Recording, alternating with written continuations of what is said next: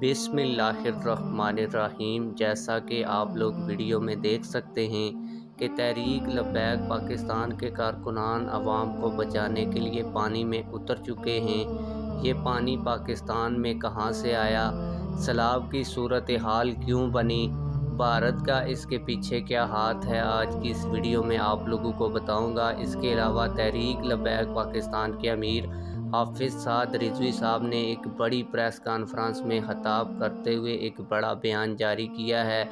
वो बयान क्या है वो भी आप लोगों को आज की इस वीडियो में बताऊंगा। लेकिन वीडियो शुरू करने से पहले आप लोगों से एक छोटी सी रिक्वेस्ट है, अगर आपने अभी तक हमारे इस चैनल को सब्सक्राइब नहीं किया हुआ तो चैनल को लाजमी से सब्सक्राइब कर लें ताकि आने वाली नई वीडियोज़ आप लोगों को बर वक्त मिलती रहें।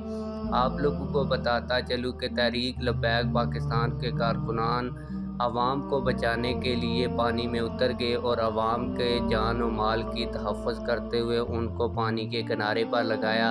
आप लोगों को बताता चलूँ कि दरियाए सतलज में इस वक्त सैलाबी रेला आ चुका है।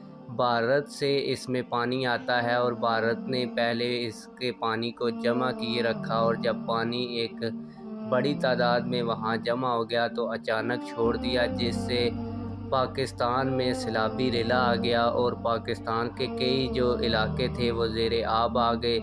जिसके बाद तहरीक लब्बैक पाकिस्तान के कारकुनान अपनी मदद आपके तहत अवाम को इस पानी से निकालने की कोशिश कर रहे हैं, जिसका आप लोग वीडियो में भी मुलाहिज़ा फरमा रहे हैं। तहरीक लब्बैक पाकिस्तान के अमीर हाफिज़ साद रिजवी साहब ने एक बड़ी कॉन्फ्रेंस से खिताब करते हुए कहा कि हम वाक़या करबला ऐसे सुनाते हैं जिसे सुनकर 70 साला बूढ़ा भी कहता है कि चलो करबला चलें। अमीर तहरीक लब्बैक पाकिस्तान का मस्जिद रहमतुल लिल आलमीन में सैयदुश शुहदा कॉन्फ्रेंस से खिताब, आप लोग इस हवाले से क्या कहते हैं?